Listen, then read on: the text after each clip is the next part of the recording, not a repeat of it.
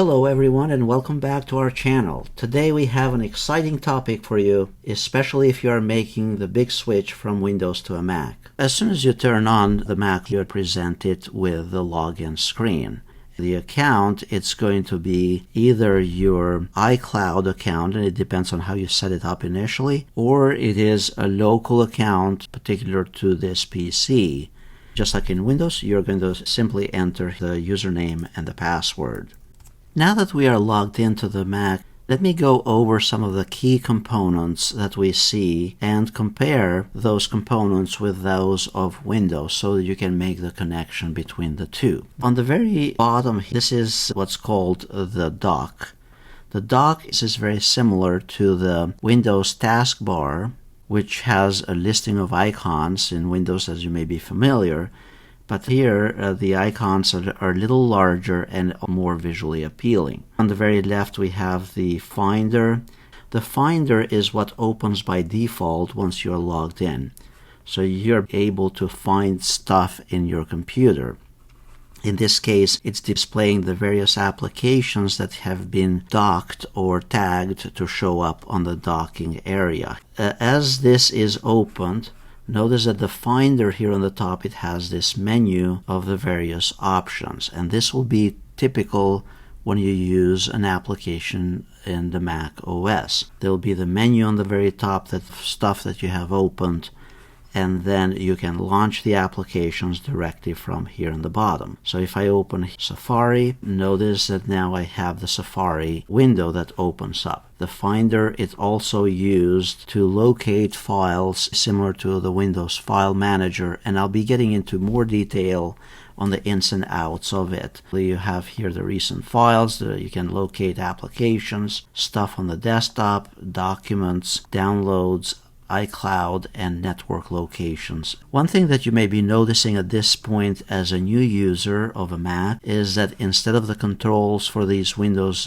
being here on the right hand side, like in Windows, on a Mac the controls are on the left. So you have the X to close the window, the little minus sign here is to minimize this window, and then the green is to make it full screen or tile to the left or to the right of the screen. And this is consistent through any of the applications that you open on a Mac. As part of the dock, another component here is the Launchpad, and we'll get into that shortly. Safari, this is the web browser for Mac OS, which is similar to Chrome, Firefox in Windows, or Microsoft Edge. Messages, this is that component that it ties really closely to the integration with your mobile phone. You can receive and send text messages directly from your Mac. Next, you have the Mail. This is the built-in mail application. Now, if you had Microsoft Outlook on this Mac, you'd be using Outlook as well, or you can use the Mail application directly from the MacBook. Maps, you can launch and navigate the Apple Maps. Pictures, it ties to your pictures, and FaceTime, the calendar, contacts, reminders, notes, Apple TV, Apple Music, podcasts, news, and the App Store. Now, the Apple Store, it's much more superior on the Mac. That's where you'd be able to download the various applications. Here is System Preferences. This will get you to change settings on the system, and then various applications. This is productivity software that comes as part of Apple, and in this case I have downloaded and installed Pages. To the right, typically you have the Downloads option. This is where all your downloads will show up. The recent downloads will be here in the bottom, and then to look up downloads, you can either open up Finder here on the left and go to Downloads, or you can come over here to the right and go to Downloads, and notice that Camtasia was the last thing that I downloaded. And then you can also open up Finder, and it'll be as if you click on this Finder icon here on the left. On the right here, you have a little tutorial on how to use the MacBook, and on the far right, the trash, equivalent to the Windows recycle bin. So if I have something that I have deleted, that's where it will be stored. And you can empty this trash directly from here by clicking on the empty button. Obviously, once you delete something, it's going to be nearly impossible to get it back. So that's components of the dock area. Again, it's very similar to the taskbar, but centered and more visually appealing. Now you can remove stuff from the taskbar from here. To remove it, notice I'm right-clicking or tapping on the pad here and choosing options, and this will remove it from the dock, or you can show it wherever it's launched from the Finder, from the File Manager or File Explorer, and so on. Or you can open the app from here. So basically you can dock items in there, or you can take items off from here as necessary. So to remove an item here from the dock, you simply click on it, hold it down, and then drag it and throw it to the bin. And notice it says remove from the dock. Now on the very top, it will show this menu of the various options for that particular application. Despite whatever application you open, there is also the Apple icon here on the very top left. And this is another way that you can get to the various settings for this Mac. So you can learn about this Mac, you can go to the system preferences, to the Appstore, the app. Force quit is to close an application forcefully. It's like end task in Windows. Typically you don't need to do that, but let's say right now I have Safari opened and I want to force quit Safari.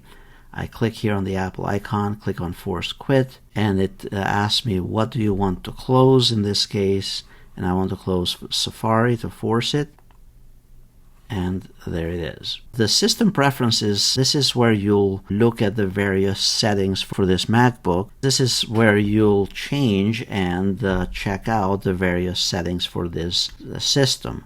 So you click here on System Preferences, and it will display all the various options such as your Apple ID, the sharing, and so on. General settings, desktop and screensaver, the docking bar, how to display it, mission control, Siri. It's also integrated into this, and the various passwords, users and accounts, and so on.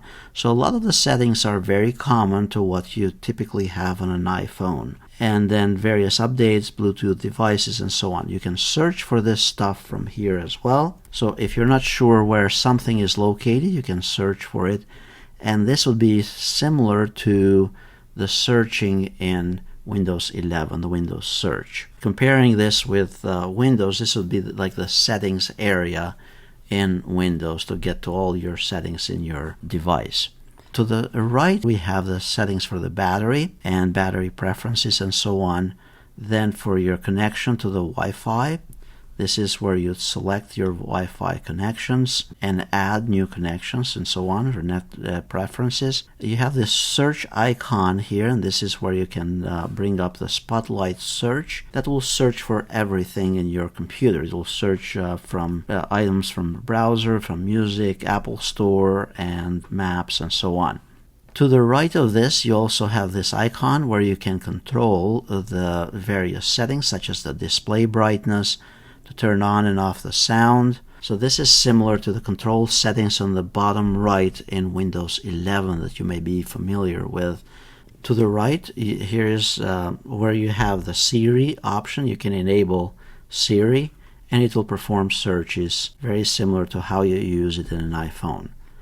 On the far right, where we have the date time, you can click on it, and it will display the various notifications, the various widgets, somewhat similar to what Windows now does with Windows 11 widgets. But this is where your notifications will show up on the Mac.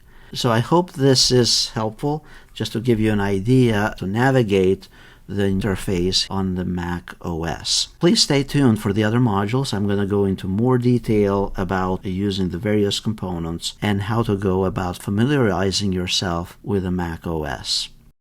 In this segment of the macOS tutorial on transitioning from Windows to a Mac, I'm going to go over some of those components here in the bottom on the docking area, very similar to the Windows taskbar. So this is where you can launch various applications that are available on this MacBook. Now, one of the key components of the docking area or of the macOS is the Finder. The Finder is a tool that you can use to locate files in your system. Here we have the Favorites area. The Favorites area is just stuff that you're constantly referencing or wanting to access.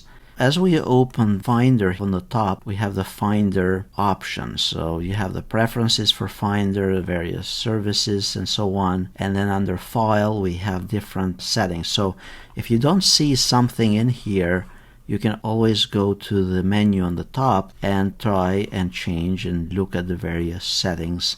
Airdropping is if you want to send something to a contact that is nearby you to share it with them. And under Recents, this would be documents that you have been working on and you have accessed recently. Then under Applications, this is where all the applications on this system will show up. Typically, any of these applications, if you want them as part of the dock, you can simply drag it from the Finder to the docking area, and that's how you pin one of the applications as part of the docking area. The other section is the iCloud area. The iCloud is where you have the various items that you're synchronizing with this account on iCloud. Under Shared, this is files that show up through iCloud that are shared with you. Under Network Locations, this is where you can scan for other devices in your network. And then further down, this is where you can access components based on tagging of those components. So if I tag this as green and I want the system to be categorizing them by color, whenever I go down here and I look for any of the green items,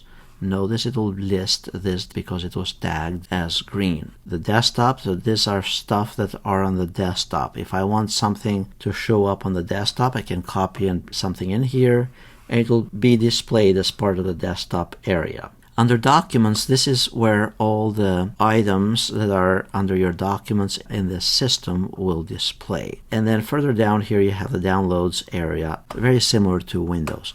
Here on the top, this is where you can select how you want to display these items within the Finder, within the File Explorer, if we were to use a Windows terminology. So you can have them to display as icons and it will look like this, or you can have them as list or columns or as gallery.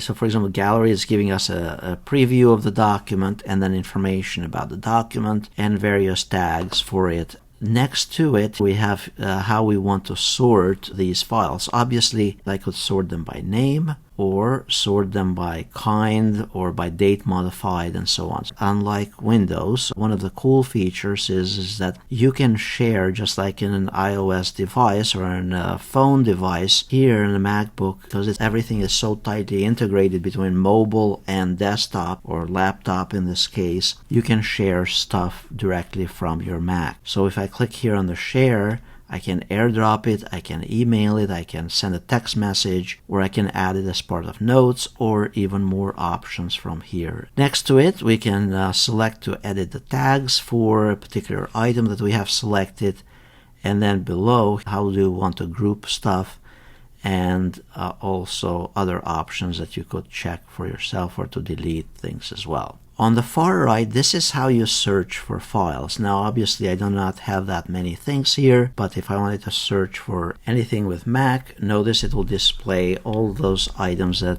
have that word in it. Again, keep in mind that you can use these menus here on the top as well, but one of the other key components to remember, under the Go area, you can actually go to various areas in your computer. By default, if you notice, you don't see similar to like we see in Windows, the C drive, the root of the C drive and all that type of stuff. It doesn't display it by default as part of the Finder. However, you can go here under the Go area and click on Computer. You can navigate the hard drive of this PC. This would be like the C drive equivalent on a Windows machine. So we double click here, and then this is where you can see the users, the system files, the various applications, and so on. And if I go to users, you can see very similar structure like we see in Windows. Another thing to keep in mind is that if you are connecting to a server system in a workplace environment and you need to map a network file, and to do that, you'd need to go in the Go area and then go to Connect to Server. And then this is where you enter the server name. You typically need to put those 2 slashes, and then you'd click on Connect, and then it will prompt you to enter your credentials. You can also add favorite servers by clicking on Add. And I can't demonstrate this part right now because I'm not connected to a corporate network. But once you add those favorite servers, they'll be listed here for future use. Also, the map drives, they'll show up here in the locations area in Finder. Those are some of the features, and this is some of the functionality with using Finder in macOS. In this segment of the macOS tutorial, I'm going to demonstrate how to create new files and folders. How do you manage files in macOS? So to manage files in macOS, you typically need to use what's called the Finder. And the Finder is very similar to File Explorer in Windows. Here we can create a file or a folder directly under the Documents area. So we click on Favorites here on the left and then go to Documents. Again, if you don't see the Documents option, you can simply expand it to go to Documents. To create a new folder, we can either click on File and then choose New Folder. Notice you can also use the Command key and N. That's a shortcut for creating a new folder. And then hit Enter. So that was using the File option on the top. The other option is that you can right-click, and the right-clicking on the touchpad on a MacBook is by using both fingers on your keyboard and pushing down on the touchpad. So that's one option if you're not using an external mouse. And then here we select New Folder and then start typing the folder name. Now that we have these folders, we can organize them depending on how you want them to be displayed by using those options on the top. If I want this file, this document 1, to be moved to a particular folder, I can simply drag it and just drop it in that particular folder. If you move something accidentally, notice that under Edit, there's an option to undo it, which is Command Z. And then if we go back here, the document that I just moved accidentally is back to where it was originally. If I want to copy this file, you can use Edit and choose Copy Document, or under Edit, there is also Command C, which is very similar to Windows, Control C. So Command C, now I go to a new folder, and in here, let's say I want to paste it, you can use Command V, or you could use Edit and choose Paste. To rename the file, you can, again with both fingers, tap on your touchpad and then select Rename. And then give it a new name and then hit Enter. The functionality is very similar to that of Windows in both creating files and folders. The key here is to either remember the shortcuts. Instead of Control C that we used in Windows, here you use the Command C and the Command V to paste something. I must mention as well that most Windows users, they find that the Finder component, it's not as intuitive as in Windows, and manipulating files and folders is not quite as easy as using Windows, particularly if you have used Windows for a long time. The concepts are the same. You create a folder the same way, you copy a file the same way, you rename it very similarly, and most of the options for that particular file are going to be either by right-clicking or looking in the properties of that file, or using the options in the menu bar on the top. In this segment of the macOS tutorial, I'm going to demonstrate how to use the Launchpad. The Launchpad is very similar to the Start menu in Windows 11 or in Windows. We click here from the docking area or from the dock area. We click on Launchpad, and this displays all the applications that are installed in this MacBook. You can get to this list of applications very similar to right-clicking in Windows. Once you open Launchpad, you can search for an application. So let's say I want to locate Pages. So I just type PA and it's going to bring up that particular application. Once I locate the application, you tap on it and it will open it up. So that's Launchpad. Anytime you want to launch an application, go to the Launchpad, search for the application, click on it to open it up, and that's it. Very similar to the Windows Start menu. So in this segment of the tutorial on macOS, I'm going to go over using Safari on a MacBook. The next icon here is actually Safari. This is the default browser for MacBooks. So very similar to any other browsers that you have used, you simply come to the address bar on the very top and type the URL that you want to visit and then hit enter. One thing to remember here with the macOS is that the controls for this particular application are going to be on the left-hand side, unlike in a Windows PC. Now, if I want to make this application larger and full screen, you click here on full screen on the green icon and select full screen. It takes away the docking area and we can use just this particular application. To get out of the full screen mode, we can simply press escape on the keyboard and it will bring us back to the options that we were using earlier. You can use the minimize button here to minimize it, and then you can also use the close button on the top left. One of the key things to remember is that, again, this is an application that we are using in macOS. On the very top here, we have the menu bar for this particular application. So, for example, we can customize the preferences for Safari, or we can close Safari by clicking on Safari and then quit Safari. So typically you'd have the name of the application as one of the first items here on the taskbar.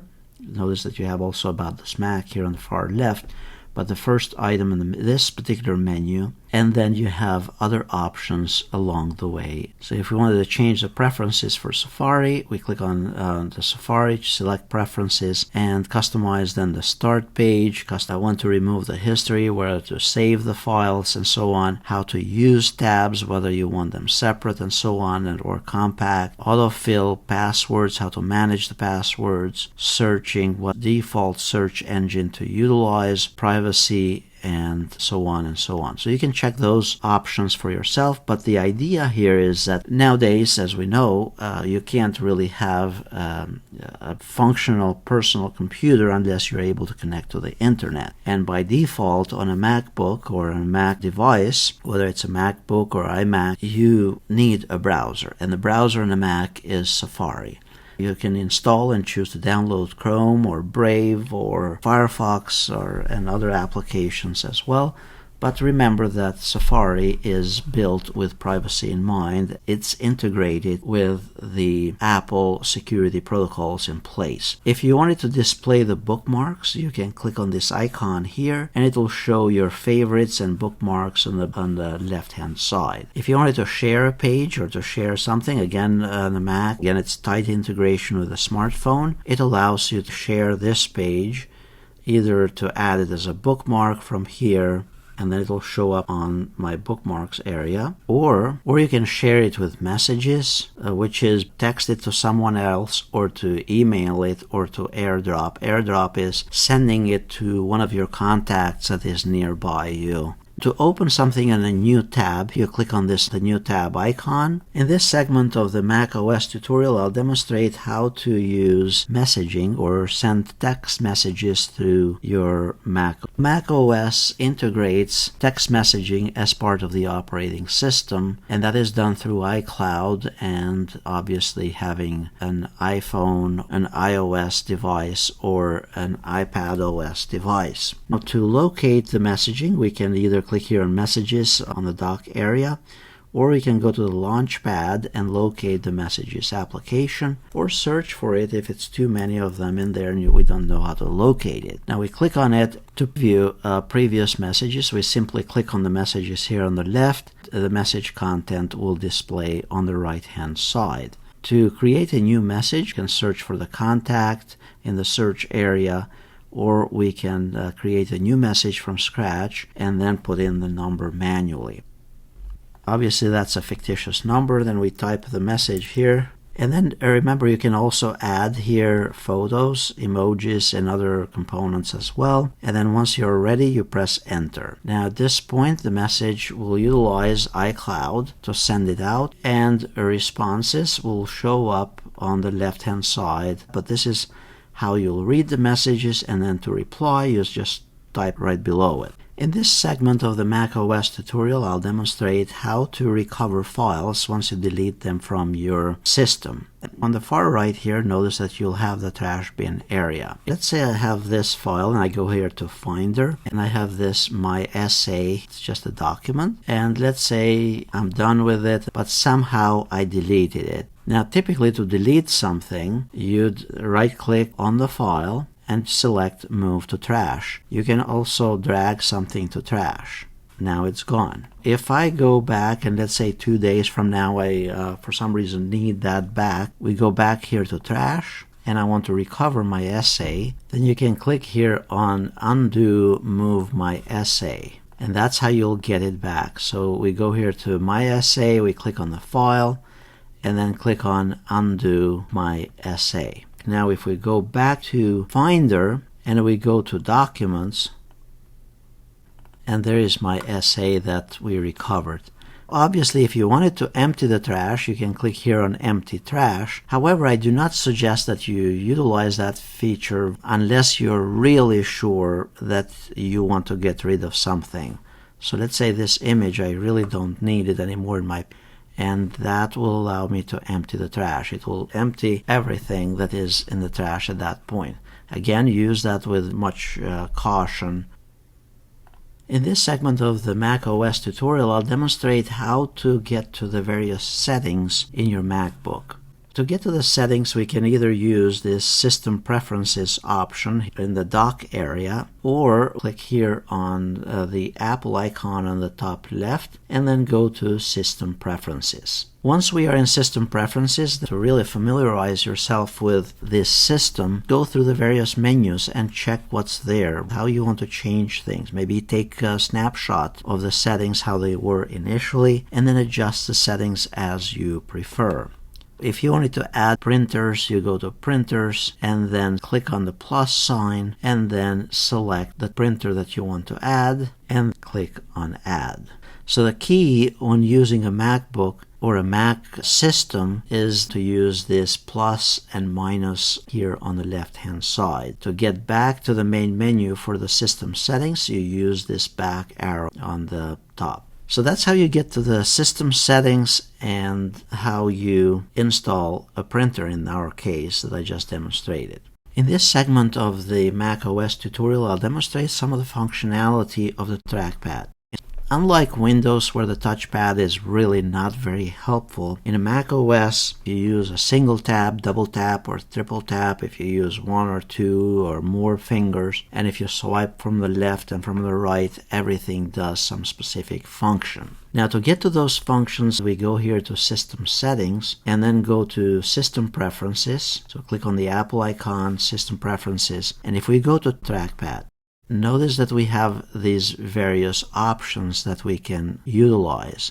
A single tap and holding it down, in our case, it will display the properties for that particular item that is selected. The secondary click, by default, it's done using the two fingers. So very similar to how you see on this animation on the right hand side. Use both fingers to tap, tap to click. Well, by default, it's not enabled. You'd simply tap on the touchpad and it will select an object. Now here you can also tweak the speed of the navigation, the speed of the click, and the speed of the tracking as well. Notice here you have additional options such as the zoom and scroll. So as you see in the animation, if you hold both fingers, you can either scroll up and down. So if I go here to my Safari, I'm using both fingers, I can scroll up or down. If I wanted to zoom in, use both fingers the thumb and the index finger, and you can zoom in and out, very similar here in the animation.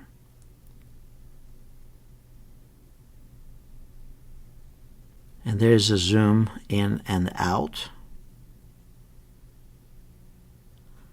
And then there's also smart zooming, where you double tap with both fingers and the system is going to try to bring full screen what might be the best visual aspect of it. You can also, as you can see here, you can rotate an object. Now, under more gestures, to swipe between pages, you simply hold both fingers within the area of the touchpad, and you're moving from one tab to another in the browser. Now, to swipe between the apps, notice that you're using 3 fingers, and you're moving from left to right within the touchpad area. To view the notifications, notice that you are swiping from outside of the touchpad to the area of the touchpad. So it would look like that, and I'm doing it now similarly to the animation. So again, the key there is start outside and then move into the touchpad. So there are functions within the touchpad area and outside of the touchpad area. The mission control, it will display all the various windows, and notice it's using 3 fingers to display all the various applications. You can enable also this app expose, where you're swiping with 3 fingers. So you're basically switching between multiple apps on the trackpad. The Launchpad, this is how you'll display the Launchpad. So basically you're using 3 fingers to show you the Launchpad. So going out, that'll display the desktop. It's actually one of the pretty neat features in a MacBook, the use of the touchpad for additional functionality, unlike that of Windows. And the best way is to practice with these gestures, and it'll make the navigation a lot easier than in Windows. In this segment of the macOS tutorial, I'll demonstrate how to change the wallpaper on your desktop. To change the wallpaper, we can either go here to System Preferences from the dock area, or we can go to the Apple icon and then go to System Preferences, and then we select Desktop and Wallpaper. From here, we can select one of the options that we prefer to display. Some of those wallpapers are available online, so they have to be downloaded, so you need to click on this download button, and it will change the whole theme and the visual look of the desktop. In this segment of the macOS tutorial, I'll demonstrate how to update the operating system in your MacBook. So we need to go to the System Preferences, either from the docking area, or we click here on the Apple icon, and then we go about this Mac, and then we click Software Update. Once we are ready to update, we click on Update Now. Typically it takes longer actually in a Mac, so you need to be prepared to take at least 15 to 20 minutes for the updates to be applied. Unless it's a really minor update, of course it depends on the speed of your computer. You click on Update Now and then follow the prompts from there. In this segment of the macOS tutorial, I'll demonstrate how to install applications in your system. So you can install applications by downloading them from the web, but the most common one is by using the Appstore. As you open it up, you'll have various options on the left here, and by work or play or development tools, or you can search here is, let's say, Excel. We want to download Excel. Once you locate the application, then simply click here on Get. Now some of those will be paid and others will be free. Click on Install, and at this stage it will prompt you to use your username and password. And then once you utilize the credentials for your iCloud account, it will download the software. For some of the applications you might have to license them, such as the Office products, but that's all that there is to it to install an application in a Mac system. Then once the application has been downloaded and installed, the application will show up in the Launchpad. And earlier I downloaded Microsoft Word. Then you're going to launch it from the Launchpad by simply clicking on it to open it up.